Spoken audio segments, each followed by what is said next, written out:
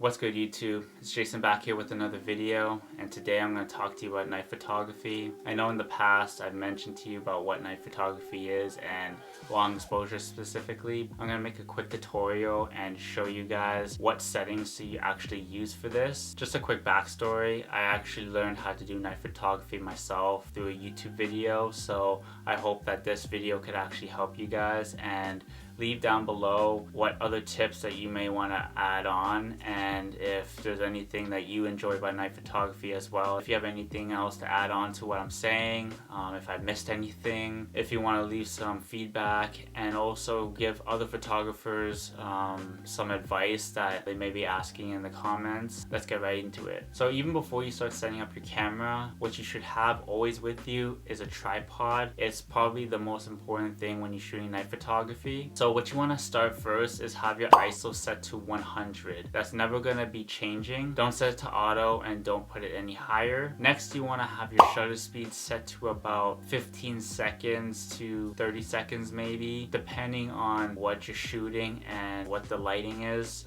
before you take it. If you want to adjust it, you could go to 10 seconds or 6 seconds, just depending on the situation and how much lighting you have. For me, I don't like to always have the same settings for that. It varies and it changes a lot. Aperture, you want to have it around f16 or f11.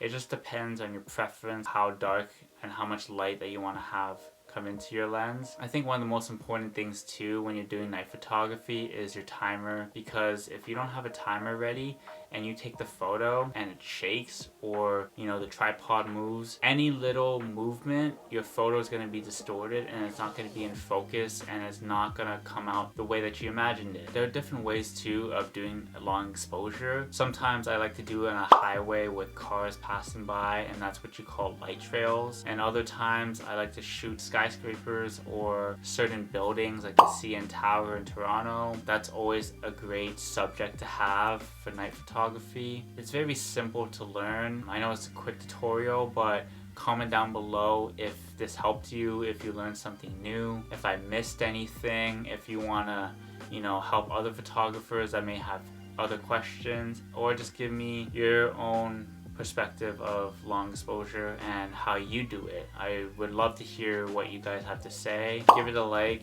subscribe, follow me on all socials, on Instagram, TikTok, Twitter. One last thing too, I forgot to mention that I don't have an actual mic, so that's why the audio is very quiet. It's very distorted sometimes. It's hard to hear me. I bought myself a Rode mic, and hopefully in the next video you'll notice the difference and hear more clearly, and I'll see you in the next one. Peace out.